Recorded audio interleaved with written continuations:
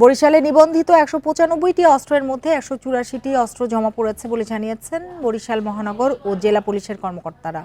মঙ্গলবার পর্যন্ত মহানগরে জমা পড়েছে ১১৯টি অস্ত্র ও ২১৫৭ রাউন্ড গুলি। এছাড়া জেলার ১০ থানায় ৬৫টি অস্ত্র ও ১২৬৫টি রাউন্ড গুলি জমা পড়েছে। জমা হয়নি এমন অস্ত্রের তালিকা হওয়ার পর আইনগত ব্যবস্থা নেওয়ার কথা জানিয়েছেন জেলা প্রশাসক।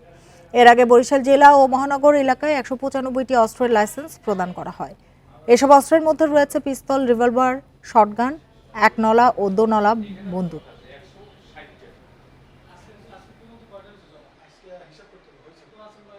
অস্ত্রের লাইসেন্সগুলো স্থগিত করা হয়েছে।